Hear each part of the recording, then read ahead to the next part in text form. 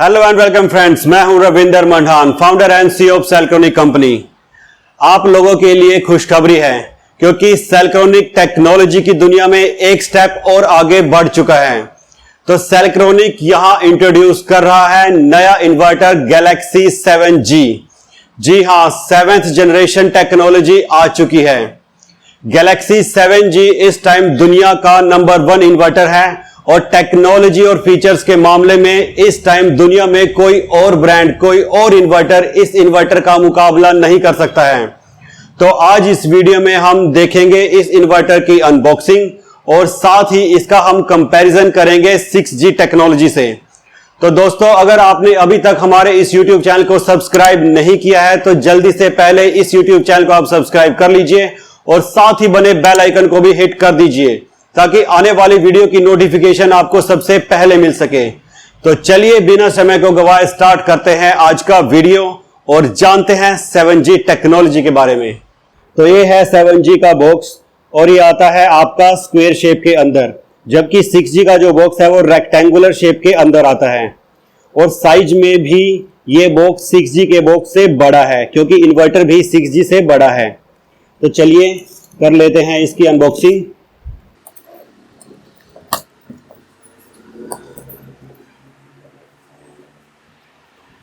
तो सबसे पहले आपको यहां पर देखने को मिल जाता है इसका हैंगिंग स्टैंड। जब हम इस स्टैंड की क्वालिटी की बात करते हैं तो ये बहुत ही ज़्यादा हैवी स्टैंड है अगर 6G के स्टैंड से इसको कंपेयर किया जाए, और इसके अंदर वेट भी अच्छा खासा है क्योंकि इस स्टैंड को काफ़ी ज़्यादा वेट हैंडल करना है, इसलिए इस स्टैंड को काफ़ी हैवी बनाया गया है। उसके बाद यहाँ पर कुछ एक्सेसरीज मिलती हैं जिनको मैं आगे वीडियो में एक्सप्लेन करूँगा।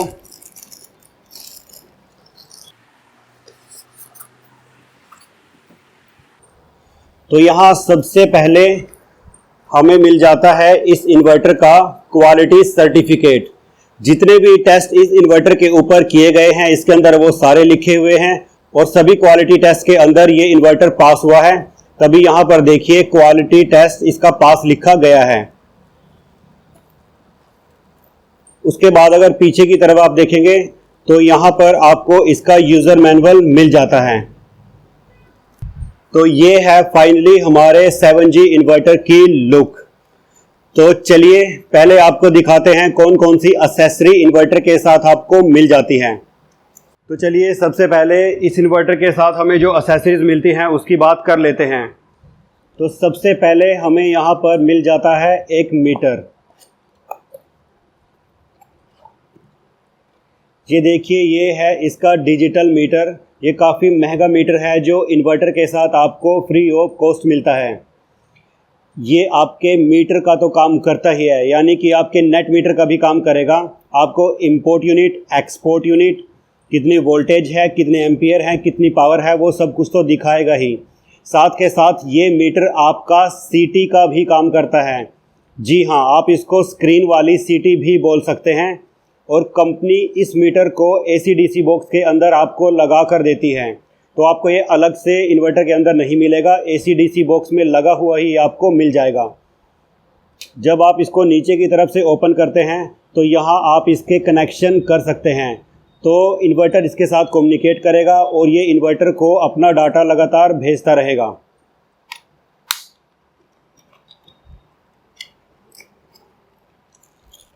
उसके बाद ऐसा नहीं है कि आपको सिर्फ यही सीटी दी जाती है, यहाँ पर आपको 6G की ही तरह एक अलग से सीटी सेंसर भी दिया जाता है। तो आप या तो इस मीटर से सीटी का काम ले सकते हैं, अगर आप इसको एज अ सीटी यूज़ नहीं करना चाहते, एज अ मीटर ही यूज़ करना चाहते हैं, तो अलग से भी आपको एक सीटी सेंसर मिलता है जिसको आप 6G की ही तरह ज़ीरो एक्सपोर्ट डिवाइस की तरह यूज़ कर सकते हैं। उसके बाद आपको यहाँ पर मिल जाते हैं इस इन्वर्टर के कनेक्टर। ये देखिए, AC input connector, normal load connector और स्मार्ट लोड कनेक्टर। तो जहाँ 6G में आपको जो 5 पिन कनेक्टर दिया जाता था रेड और ब्लू कलर का, तो यहाँ पर आपको IP65 कनेक्टर मिलते हैं। इस इन्वर्टर को आप अंदर बाहर कहीं भी लगा सकते हैं। ये जो कनेक्टर हैं वो वाटर प्रूफ हैं, इनके अंदर कोई पानी नहीं जाएगा। इनके अंदर बहुत ज़्यादा हाई क्वालिटी की रबड़ जो है उसका इस्तेमाल किया गया है ताकि इन्वर्टर के अंदर ये कनेक्टर पूरी तरीके से फिट हो जाएं।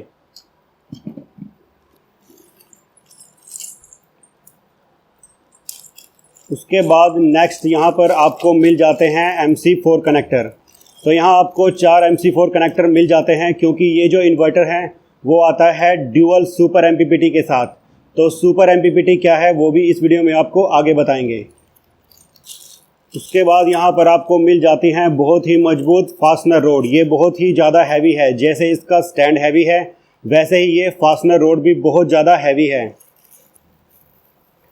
उसके बाद आपको मिल जाता है इसके साथ इसका वाईफाई लॉगर स्टिक, जो आपको ऐसे खुला करके टुकड़ों में मिलता है। एक बार आप इसको लगाएंगे उसके बाद इसके एंटीना को आपको फिट कर देना है तो आपका जो वाईफाई लॉगर है वो काम करना स्टार्ट कर देगा। उससे नेक्स्ट जो एसेसरीज आती है वो आती है इसके बैटरी कनेक्टर। जी हाँ, इसके अंदर आपको बैटरी के भी कनेक्टर मिलते हैं। वो जब हम इन्वर्टर को आपको नीचे की तरफ से दिखाएंगे तब आपको ये कनेक्टर भी लगा कर दिखाएंगे। और इसके बाद इसके दूसरे कनेक्टर मिल जाते हैं जिसमें RS485 रहता है, GSLH रहता है और एक आपका जो पैरेलल में काम आता है वो कनेक्टर रहता है। उसके बाद आपको बैटरी की वायर्स मिल जाती हैं। जो ये कनेक्टर्स हैं वो कंपनी आपको वायर्स के अंदर लगा कर देती है, तो ये आपको अलग से बॉक्स के अंदर नहीं मिलेंगे, कंपनी आपको वायर के अंदर इसको लगा कर देगी। उसके बाद आ जाती है कि जो हमारी 4 बैटरी इसके अंदर कनेक्ट होंगी तो उनको आपस में कनेक्ट करने के लिए बैटरी वायर आपको साथ में ही दी जाती है। तो इसके अंदर जो एक्सेसरी मिलती है वो आपको 6G से काफ़ी ज़्यादा मिलती है। तो चलिए अब इन्वर्टर को निकाल लेते हैं और साइड बाय साइड 6G के साथ इसका कंपैरिजन करते हैं। तो ये है गैलेक्सी 7G का फाइनली लुक। अगर आप इन्वर्टर को देखें तो ये लगभग आपको पूरा स्क्वायर शेप में मिल जाता है। अगर आप लुक की बात करें तो जो इसका लुक है वो 6G के मुकाबले में बहुत ज़्यादा अट्रैक्टिव है और ये बिल्कुल ही वाइट कलर के अंदर इन्वर्टर आपको मिलता है। यहाँ पर आपको सेल्कोनिक की बैजिंग मिल जाती है और यहाँ पर आपको 7G लिखा हुआ मिल जाता है। इस इन्वर्टर के अंदर यहाँ पर आपको ये जो स्क्रीन जैसा दिख रहा है ये स्क्रीन नहीं है, तो आगे वीडियो में आपको बताएंगे और इसकी स्क्रीन ना होने का कारण भी आपको आगे बताएंगे। तो यहाँ पर आप देख सकते हैं दोनों इन्वर्टर साइड बाय साइड रखे हैं। तो सबसे पहले इसका कंपैरिजन करते हैं लुक को लेकर। तो यहाँ पर आप देख सकते हैं 6G की लुक कैसी है और 7G की लुक कैसी है। अगर मैं पर्सनली बताऊं तो 7G की जो लुक है वो 6G से बहुत ज़्यादा बेटर है। आप खुद ही देख सकते हैं, ये आपको मिलता है रेक्टेंगुलर शेप में और ये मिलता है आपको लगभग स्क्वायर शेप में। तो यहाँ पर कंपनी ने 7G को 5 किलोवाट के अंदर ही लॉन्च किया है। तो यहाँ पर इस वीडियो में आपको 6G 5 किलोवाट और 7G 5 किलोवाट का कंपैरिजन दिखाया गया है ताकि आप दोनों को कंपेयर कर सकें और जो कंपैरिजन हो वो बिल्कुल फेयर हो। तो सेकंड हम कंपैरिजन करते हैं इसकी लोड कैपेसिटी का। तो जहां 6G के अंदर आपको 5 किलोवाट इन्वर्टर के अंदर जो कैपेसिटी मिलती थी वो मिलती थी 5.5 किलोवाट और 5.5 किलोवाट कैपेसिटी आप मैक्सिमम यूज़ कर सकते थे, यानी कि इसको लगातार आप यूज़ नहीं कर सकते थे। जब ज़रूरत हो तभी आप 5.5 किलोवाट तक का लोड इस इन्वर्टर से ले सकते थे। जबकि हम 7G की तरफ देखते हैं तो इस 5 किलोवाट मॉडल के अंदर आपको मिलती है 6 किलोवाट की कैपेसिटी और 6 किलोवाट आप लगातार रन कर सकते हैं, उसकी कोई लिमिटेशन नहीं है। यानी कि आप इस 5 किलोवाट इन्वर्टर को एज अ 6 किलोवाट इन्वर्टर भी यूज़ कर सकते हैं, इसमें कोई भी दिक्कत नहीं आने वाली। दूसरा कंपैरिजन हम करते हैं इनकी सोलर कैपेसिटी को लेकर। जहां 6G के अंदर आपको 6.5 किलोवाट का जो है MPPT मिलता था, वहीं 7G के अंदर आपको 9 किलोवाट का MPPT मिलता है। जी हाँ, 9 किलोवाट का सुपर MPPT आपको 7G के अंदर मिलता है। 9 किलोवाट 5 किलोवाट इन्वर्टर के ऊपर कैपेसिटी आज तक इंडस्ट्री में किसी भी इन्वर्टर के ऊपर नहीं आती। पहली बार 7G ने ही ये टेक्नोलॉजी इंट्रोड्यूस की है जो कि आती है सुपर MPPT के अंदर। अब दोनों के MPPT को हम कंपेयर कर लेते हैं वोल्टेज और करंट के अंदर। जहां 6G के MPPT में आपको मैक्सिमम जो रेंज मिलती थी वो मिलती थी 425 वोल्ट, और जो करंट मिलता था वो मिलता था आपको 17 एम्पियर। वहीं पर 7G के सुपर MPPT में आपको वोल्टेज मिलती है 550 वोल्ट और यहाँ पर आपको जो करंट है वो मिलता है 20 एम्पियर।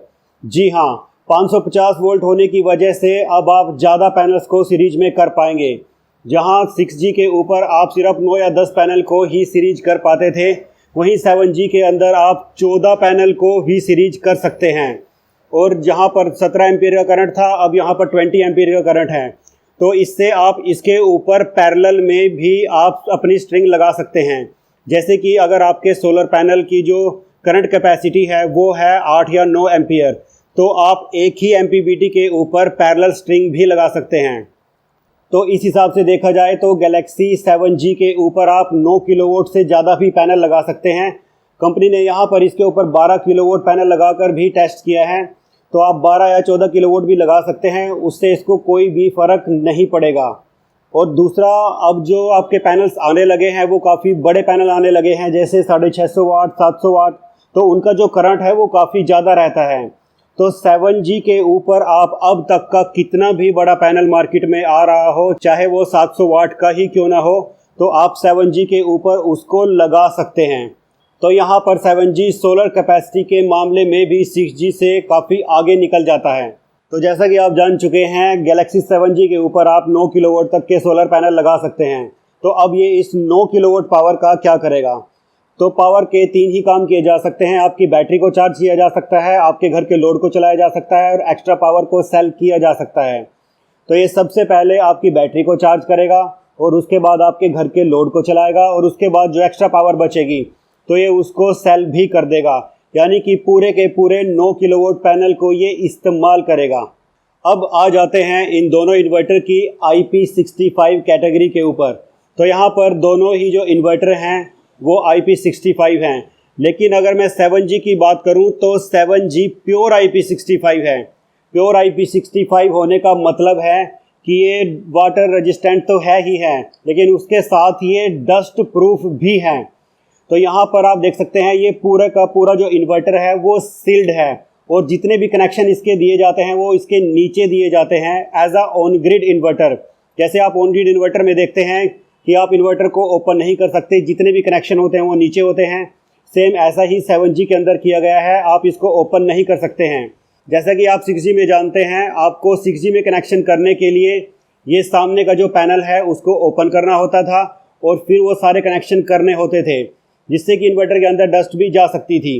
तो 7G में इसको पूरे का पूरा सील्ड कर दिया गया है। इसके अंदर ना तो डस्ट जाएगी ना ही इसके अंदर पानी जाएगा। तो आप इस इन्वर्टर को बेफिक्र अंदर या बाहर कहीं पर भी इस्तेमाल कर सकते हैं। अब इन दोनों इन्वर्टर की स्क्रीन को भी कंपेयर कर लेते हैं। तो जहां 6G के अंदर आपको स्क्रीन मिलती है, वहीं 7G के अंदर आपको स्क्रीन नहीं मिलती है। तो इसका आपको बेनिफिट भी है और डिसएडवांटेज भी है, दोनों ही हैं। क्योंकि स्क्रीन होने की वजह से क्या है कि स्क्रीन की एक लाइफ होती है, तो स्क्रीन कुछ टाइम के बाद ख़राब भी हो सकती है। दूसरा, स्क्रीन हैंग भी हो सकती है क्योंकि इसके अंदर टच स्क्रीन दी जाती है। तो यहाँ पर 7G के अंदर स्क्रीन ना देने का सबसे बड़ा कारण है क्योंकि इसकी लाइफ को काफ़ी बढ़ाया गया है। तो स्क्रीन ना होने की वजह से स्क्रीन की कोई भी इसके अंदर टेंशन नहीं है कि ख़राब हो जाएगी या टच काम नहीं करेगा। तो अब जब स्क्रीन नहीं है तो इन्वर्टर को आप कैसे देखेंगे, कैसे इसके अंदर के पैरामीटर देखेंगे, क्या चल रहा है वो कैसे देखेंगे? तो इन्वर्टर के अंदर यहाँ पर 2 फंक्शन दिए जाते हैं, एक ब्लूटूथ का और एक वाईफाई का। तो अगर आप इन्वर्टर के नज़दीक हैं तो आपको इसके अंदर एक सोलर टच की ऐप मिलती है। आप उस ऐप के अंदर जाएंगे और ब्लूटूथ से इस इन्वर्टर को कनेक्ट कर लेंगे तो रियल टाइम डाटा आपको आपके फ़ोन के ऊपर दिखाई देगा कि इन्वर्टर के अंदर क्या चल रहा है। तो यहाँ पर स्क्रीन ख़राब होने का कोई भी फंक्शन या हैंग होने का कोई भी फंक्शन नहीं रह जाता है। एक जहाँ आपको 6G के अंदर स्टार्ट करने के लिए ऑन और ऑफ बटन मिलता है, वहीं 7G के अंदर आपको कोई भी बटन नहीं मिलता है। तो टोटल की टोटल 7G जो है वो आप अपने मोबाइल फ़ोन से ही ऑपरेट करेंगे। मोबाइल फ़ोन की ऐप के थ्रू ही आप इसको ऑन करेंगे और वहीं से आप इसको ऑफ़ करेंगे। तो कंपनी ने यहाँ इस पर स्पेशल ध्यान दिया है कि इस इन्वर्टर की लाइफ को ज़्यादा कैसे बढ़ाया जाए, तो तभी इसकी स्क्रीन को हटा दिया गया है जो कि यूरोपियन स्टैंडर्ड के मुताबिक है। जैसा कि यूरोपियन स्टैंडर्ड के मुताबिक और भी काफ़ी सारे इन्वर्टर मार्केट में आते हैं जिनके अंदर स्क्रीन नहीं दी जाती है, उससे उनकी लाइफ काफ़ी बढ़ जाती है। तो इस इन्वर्टर के अंदर ना ही स्क्रीन है और ना ही बटन है, तो इससे इसकी जो लाइफ है वो 6G के कंपैरिजन में काफ़ी ज़्यादा है।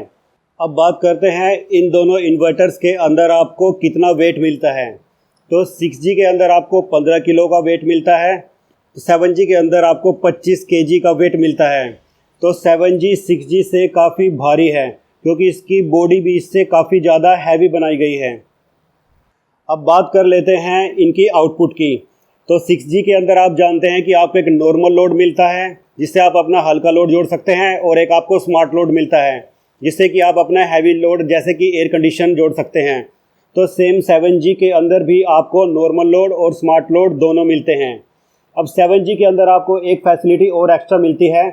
जैसे 6G के अंदर आप सिर्फ स्मार्ट लोड को ही बंद कर सकते थे पर्टिकुलर बैटरी की SOC आने पर, यानी कि ये स्मार्ट लोड को ही स्मार्टली ऑन और ऑफ कर सकता था। वहाँ पर 7G स्मार्ट लोड को तो ऑन ऑफ कर ही सकता है, उसके साथ नॉर्मल लोड को भी ये ऑफ कर सकता है। तो इसके अंदर आपको स्मार्ट लोड और नॉर्मल लोड दोनों को ऑटोमेटिकली ऑफ करने की पावर मिल जाती है, जो कि एक अलग फंक्शन है। जैसे कि आप लोग जानते हैं कि इसके अंदर आपको स्क्रीन मिलती है, तो स्क्रीन के अंदर ज़्यादा फंक्शन देना मुमकिन नहीं है। वहीं यहाँ पर ये मोबाइल की ऐप से कंट्रोल होता है, तो जैसे जैसे ऐप अपग्रेड होती है उसके अंदर और भी फंक्शन ऐड होते जाते हैं। तो 7G के अंदर कभी भी भविष्य में फीचर्स की कमी नहीं पड़ेगी, क्योंकि जैसे ही नई ऐप डेवलप होगी, नए फंक्शंस आ जाएंगे, तो 7G भी उन नए फंक्शंस के हिसाब से काम करने लगेगा। अब बात करते हैं इन दोनों को जब रिमोटली अपग्रेड करते हैं तो ये क्या दोनों रिमोटली अपग्रेड हो सकते हैं? तो जी हाँ, इन दोनों इन्वर्टर को आप रिमोटली अपग्रेड कर सकते हैं। दोनों को ही वाईफाई के थ्रू अगर ये कनेक्ट हैं तो रिमोटली ऑपरेट किया जा सकता है। सेटिंग्स भी दोनों की जा सकती है, दोनों को ही अपडेट किया जा सकता है। यहाँ पर 7G में आपको एक एडवांटेज और भी मिलती है। 7G के नीचे की तरफ यहाँ पर एक पेन ड्राइव दिया गया है, जिसकी मदद से पेन ड्राइव के थ्रू भी हम 7G में लेटेस्ट सॉफ्टवेयर डाल सकते हैं, जबकि 6G में ऐसा नहीं किया जा सकता। अब बात करते हैं दोनों इन्वर्टर की नॉइस लेवल की। तो इन दोनों अगर नॉइस का हम कंपैरिजन करें तो 7G इससे बहुत ज़्यादा साइलेंट इन्वर्टर हैं। तो यहाँ पर इन दोनों के कंपोनेंट को भी हम कंपेयर कर लेते हैं। तो जब हम कंपोनेंट क्वालिटी की बात करते हैं तो 7G के अंदर 6G से महंगे कंपोनेंट्स का यूज़ किया गया है, जिससे कि इसकी जो लाइफ है वो 6G से भी ज़्यादा है। तो अगर हम दोनों की डिज़ाइन लाइफ की बात करें तो जहां 6G के अंदर आपको 25 ईयर की डिज़ाइन लाइफ मिलती है, वहीं 7G के अंदर आपको 30 ईयर्स की डिज़ाइन लाइफ मिल जाती है। अब बात कर लेते हैं दोनों इन्वर्टर की वारंटीज़ की। तो जहां 6G के अंदर आपको 5 साल की वारंटी मिलती है, 7G के अंदर भी आपको सेम ही 5 साल की वारंटी मिलती है। तो दोनों वारंटी के मामले में सेम ही हैं, दोनों के अंदर आपको 5 साल की वारंटी मिलती है। तो आइए अब कंपेयर कर लेते हैं दोनों इन्वर्टर्स की ईज़ ऑफ वाईफाई कनेक्टिविटी को। तो दोनों ही इन्वर्टर्स के अंदर आपको वाईफाई लॉगर स्टिक मिलती है। 6G को कैसे कनेक्ट करना है, कैसे इसके लॉगर को ऑनलाइन करना है, वो आप पहले ही देख चुके हैं। अब बात करते हैं 7G को आप कैसे कनेक्ट करेंगे। तो अगर मैं बात करूं 7G का जो लॉगर है उसको ऑनलाइन करना बिल्कुल बच्चों का खेल है, बिल्कुल आसान है। तो जैसे ही आप फर्स्ट टाइम ऐप को ओपन करते हैं तो वहां आपसे आपके नेटवर्क का जो नेम है वो मांगा जाता है और उसका पासवर्ड मांगा जाता है। जैसे ही आप नेम और पासवर्ड को एंटर करते हैं तो सीधा इसका जो लॉगर है वो ऑनलाइन हो जाता है। आपको कोई अलग से इसमें एफर्ट नहीं करने जो आपको 6G के अंदर करने पड़ते हैं इसको ऑनलाइन करने के लिए। तो आइए अब कंपेयर कर लेते हैं इनको बैटरी की तरफ से भी। तो दोनों ही इन्वर्टर यहाँ पर 48 वोल्ट हैं, यानी दोनों को ही 4 बैटरी के साथ चलाया जा सकता है। अब फ़र्क आता है इन दोनों की चार्जिंग और डिस्चार्जिंग पावर के ऊपर। तो यहाँ पर 6G में आपको जहाँ 5.5 किलोवाट की चार्जिंग और डिस्चार्जिंग पावर मिलती थी, तो वहीं 7G के अंदर आपको 6 किलोवाट की चार्जिंग और डिस्चार्जिंग पावर मिलती है, जो कि 6G के कंपैरिजन में ज़्यादा है। आइए बात करते हैं इन दोनों की पैरेलल कैपेसिटी की। तो 6G को 16 इन्वर्टर तक पैरेलल किया जा सकता है, वहीं पर 7G को भी 16 इन्वर्टर तक पैरेलल किया जा सकता है। तो पैरेलल करने के मामले में ये दोनों इन्वर्टर सेम ही हैं। जब हम इनको पैरेलल करते हैं तो 7G की कैपेसिटी ज़्यादा होने की वजह से पैरेलल में ये बहुत बड़ा सिस्टम बन जाता है। 6G के कंपैरिजन में, क्योंकि यहाँ पर आपको 500 वोट यहाँ पर ज़्यादा मिल जाती हैं। तो 500 वोट को जब आप ऐड करेंगे तो काफ़ी ज़्यादा किलोवाट बन जाता है। अब बात करते हैं इन दोनों की डाटा एक्सपोर्ट फैसिलिटी की। तो 6G के अंदर आपको डाटा एक्सपोर्ट करने की फैसिलिटी नहीं मिलती है। यहाँ पर आपको स्क्रीन के अंदर ही सिर्फ अलार्म दिखाई देंगे, जबकि 6G में आप इसकी डेट वाइज पूरे की पूरी शीट को डाउनलोड कर सकते हैं एक्सेल में और कंपनी को भेज सकते हैं। तो यहाँ पर हम देख सकते हैं कि किस टाइम के ऊपर ये किस कंडीशन के ऊपर चल रहा था और किस किस टाइम पर कौन कौन सा अलार्म आया हुआ था। तो डाटा एक्सपोर्ट की फैसिलिटी 7G के अंदर यहाँ दी जाती है, जो कि 6G के अंदर आपको नहीं मिलती है। तो एक जो है काफ़ी कॉमन क्वेश्चन है, लोगों के द्वारा पूछा जाता है कि क्या हम बिना बैटरी के इन्वर्टर्स को चला सकते हैं। तो इसको भी बिना बैटरी के चलाया जा सकता है और 7G को भी बिना बैटरी के चलाया जा सकता है, लेकिन बिना बैटरी के आप खाली ऑन ग्रिड का ही यूज़ कर सकते हैं। ऑफ ग्रिड आप इसके ऊपर लोड नहीं डाल सकते, क्योंकि मैंने कई सारी वीडियो में आपको बताया है कि बिना इनपुट के आउटपुट नहीं हो सकती। तो यहाँ पर आप खाली अगर ऑन ग्रिड इन्वर्टर की तरह 7G को यूज़ करना चाहते हैं तो आप इजीली ऑन ग्रिड इन्वर्टर की तरह इसको यूज़ कर सकते हैं। तो आइए अब हमने इन दोनों इन्वर्टर्स को उल्टा करके रख दिया है, तो ताकि आपको इन दोनों की हीट सिंक दिखा पाएँ। तो आप देख सकते हैं ये है 6G की हीट सिंक और ये है 7G की हीट सिंक। तो आप देख सकते हैं कि 7G की जो हीट सिंक है वो बहुत ज़्यादा बड़ी है। इसको बोला जाता है नेचुरल कूलिंग। इस इन्वर्टर के अंदर किसी भी तरीके के किसी फ़ैन का कोई यूज़ नहीं हुआ है और बड़ी हीट सिंक होने की वजह से ये ज़्यादा अपने आप को नेचुरल तरीके से कूल कर पाता है। वहीं पर आप अगर 6G की हीट सिंक देख रहे हैं तो वो 7G के मुकाबले में काफ़ी छोटी है। अगर हम हीट सिंक की क्वालिटी की बात करें तो आप देख सकते हैं इसकी क्वालिटी और इसकी क्वालिटी, तो ये काफ़ी ज़्यादा मजबूत हीट सिंक 7G के पीछे दी गई है। और नीचे ये जो पट्टी है ये पूरे स्टेनलेस स्टील की बनी हुई है। तो अगर हम दोनों के बॉडी मटेरियल को भी कंपेयर करें तो 7G का जो बॉडी मटेरियल है वो बहुत ज़्यादा हैवी है। तो 7G देखा जाए तो हर मामले में ही 6G से ज़्यादा नंबर लेके आता है और हर मामले में ही 6G को पछाड़ देता है। नीचे की तरफ से हम 7G को देखते हैं तो लेफ़्ट में हमें मिल जाते हैं हमारे बैटरी कनेक्टर प्लस और माइनस। तो बैटरी भी यहाँ कनेक्टर के थ्रू ही कनेक्ट होगी, अलग से आप स्क्रू नहीं लगाएंगे जैसे आप 6G में लगाते हैं। और ये भी आपके वाटर रेजिस्टेंट हैं। उसके बाद आपको सोलर के लिए यहाँ पर ऑन और ऑफ स्विच मिल जाता है, जैसे कि आपको 6G के अंदर भी मिलता है। उसके बाद यहाँ पर आपको ड्यूल MPPT मिल जाता है, जो कि सुपर MPPT इसके अंदर लगे हुए हैं, जिसकी जो वोल्टेज रेंज है वो है 550 वोल्ट और इनका जो करंट है वो है 20 एम्पियर, जो कि 6G से बहुत ज़्यादा हो जाता है।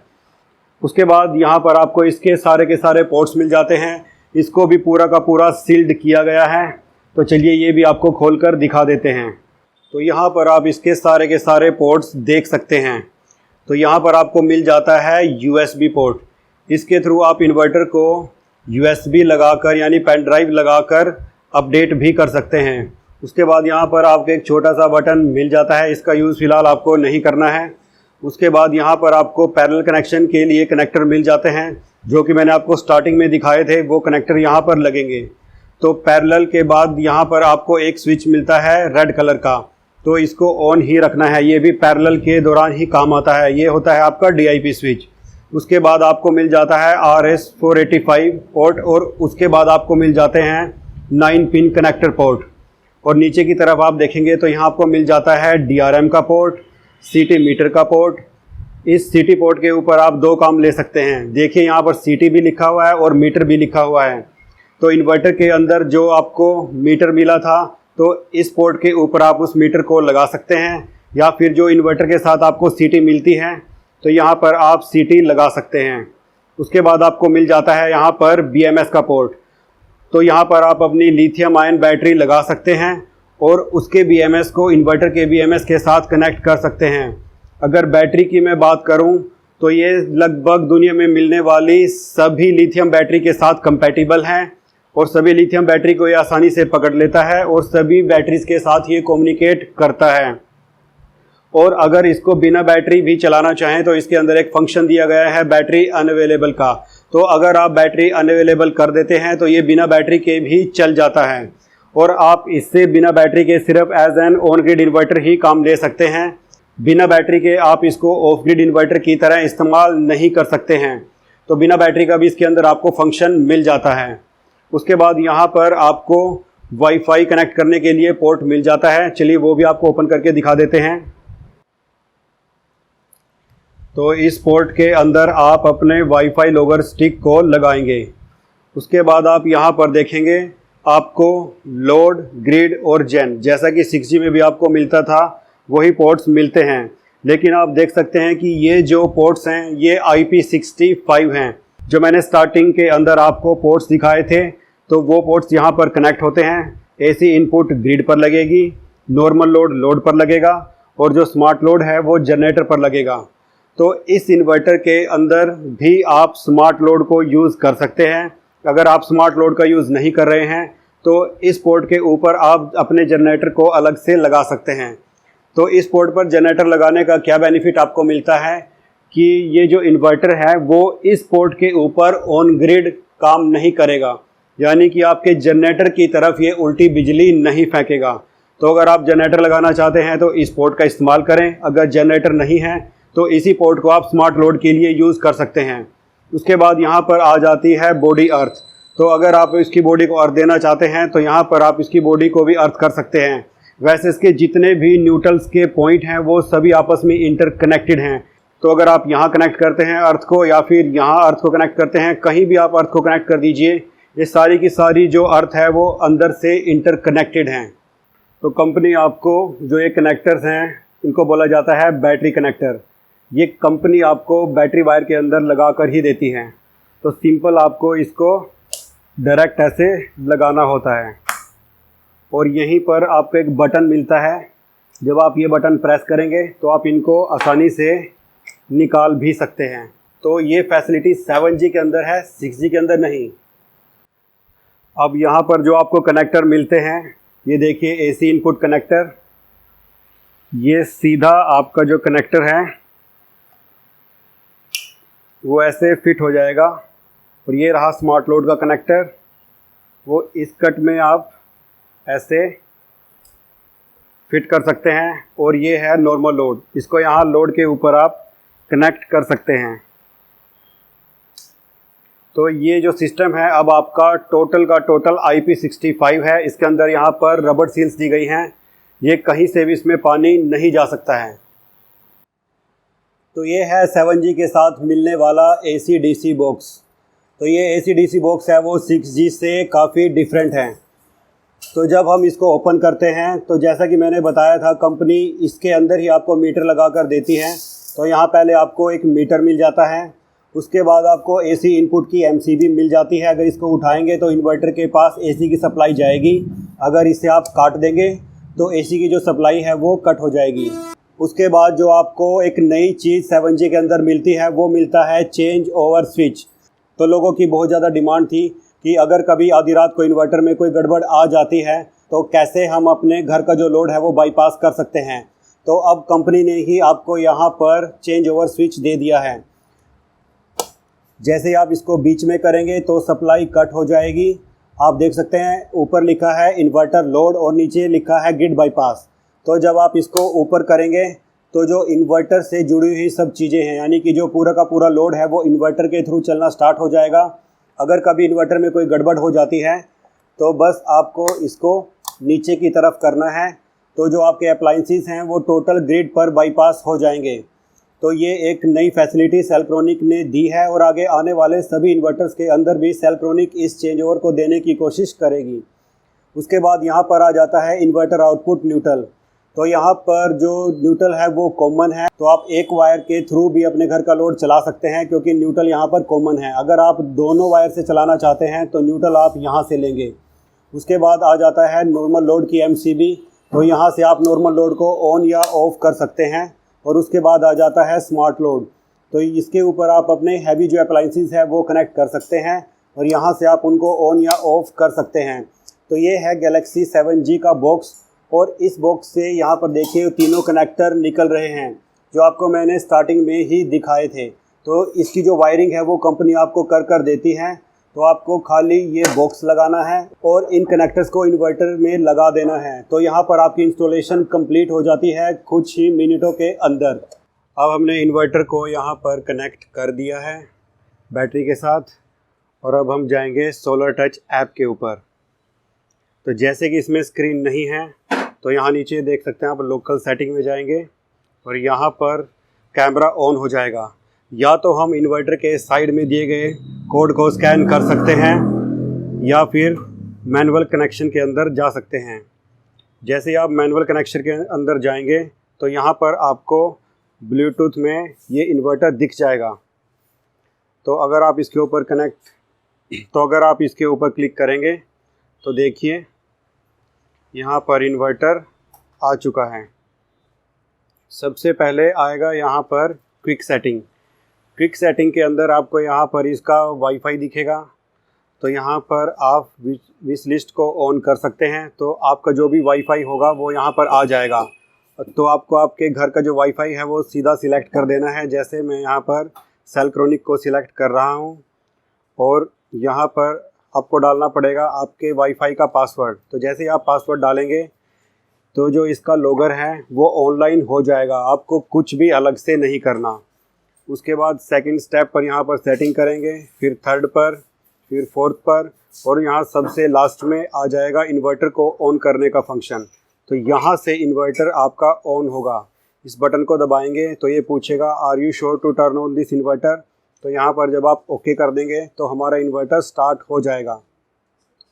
अब आप यहाँ पर बैटरी टाइप में देख सकते हैं। अगर आप बैटरी नहीं लगाते हैं तब भी आप इसको चला सकते हैं, अगर लेड एसिड बैटरी लगाते हैं तब भी चला सकते हैं। और उसके नीचे आप पाइलोनटेक, डाइनस, एबो, यूजेड काफ़ी तरीके की बैटरीज जो है वो इसके साथ लगा सकते हैं। ये लगभग दुनिया की हर एक लिथियम बैटरी को पकड़ लेता है। इसके बाद यहाँ पर ये है इसकी होम स्क्रीन और यहाँ पर अगर आप जाएंगे कंसोल में तो ये सारी सेटिंग्स हैं। यहाँ पर आ जाता है मेंटेनेंस, यहाँ पर एक्सेस मैनेजमेंट, यहाँ पर कम्युनिटी सेटिंग्स, यहाँ पर वाईफाई सेटिंग्स और यहाँ पर ग्रिड पैरामीटर्स, उसके नीचे फीचर पैरामीटर्स। तो इस इन्वर्टर के अंदर बहुत ही ज़्यादा सेटिंग्स दे रखी हैं। तो इन सेटिंग्स के ऊपर मैं अलग से एक वीडियो बनाऊंगा, उसमें आपको इसके अंदर जितनी भी सेटिंग्स हैं वो सारी समझाऊंगा। और यहाँ पर आप देख सकते हैं कि ये है जेन पोर्ट। अगर आप इसको अनेबल करते हैं तो स्मार्ट लोड चलेगा, अगर डिसेबल करते हैं तो आपका जनरेटर चला सकते हैं। तो देखिए यहाँ पर भी ऑन ऑफ की सेटिंग्स दे रखी है और यहाँ ये है इसका नॉर्मल लोड। तो इसको भी आप परसेंटेज के हिसाब से यहाँ पर बंद कर सकते हैं। तो इसमें बहुत ज़्यादा फंक्शंस हैं, तो इस वीडियो के अंदर फंक्शन बताना मुमकिन नहीं होगा, तो इसके ऊपर मैं सेपरेट एक वीडियो बनाऊंगा। तो देखिए हमारा इन्वर्टर अब ऑन हो चुका है और देखिए इसने यहाँ पर डाटा देना भी स्टार्ट कर दिया है। जाकर आप इसको ऑफ भी कर सकते हैं। देखिए ऑफ कर दिया तो इन्वर्टर सडनली ऑफ हो जाएगा। ये देखिए इसको बोला जाता है IP65। ये देखिए कोई दिक्कत नहीं, अंदर लगाएं बाहर लगाएं। ये देखिए pure IP65 technology with waterproof. तो देखा आपने क्यों 7G टेक्नोलॉजी इस टाइम वर्ल्ड की नंबर 1 टेक्नोलॉजी है। अगर आप इस इन्वर्टर को बाय करना चाहते हैं तो आप ऑनलाइन या ऑफलाइन 2 तरीकों से इस इन्वर्टर को बाय कर सकते हैं। सबसे पहले बात करते हैं ऑनलाइन तरीके की। अगर आप ऑनलाइन बाय करना चाहते हैं तो आप कंपनी की वेबसाइट www.selcronic.com से इस इन्वर्टर को बाय कर सकते हैं, या फिर आप कंपनी की एंड्रॉयड एप्लीकेशन सेल्क्रोनिक एप्लीकेशन को भी डाउनलोड कर सकते हैं और ऐप के थ्रू भी इस इन्वर्टर को आप ऑर्डर कर सकते हैं। अगर आप इस इन्वर्टर को ऑफलाइन बाय करना चाहते हैं तो आप कंपनी के डीलर या डिस्ट्रीब्यूटर से भी परचेज कर सकते हैं। डीलर या डिस्ट्रीब्यूटर से परचेज करने के लिए आप नीचे दिए गए नंबर पर कॉल कर सकते हैं, तो वहां से आपको आपके नज़दीक के डीलर या डिस्ट्रीब्यूटर की जानकारी दे दी जाएगी, या फिर आप हमें contact@selcronic.com पर भी ईमेल कर सकते हैं। वहां से भी आपको आपके नज़दीक के डीलर या डिस्ट्रीब्यूटर की जानकारी दे दी जाएगी। अगर आप सेल्क्रोनिक के डीलर या डिस्ट्रीब्यूटर बनना चाहते हैं तब भी आप हमें नीचे दिए गए नंबर पर कॉल कर सकते हैं या फिर आप हमें contact@cellcronic.com पर भी ईमेल कर सकते हैं। तो वहां से भी आप कैसे डीलर या डिस्ट्रीब्यूटर बन सकते हैं आपको बता दिया जाएगा। तो दोस्तों आज की वीडियो में इतना ही। अगर ये वीडियो आपको पसंद आई है तो जल्दी से इसे लाइक कर दीजिए और साथ के साथ इसे शेयर भी कर दीजिए। Thank you very much.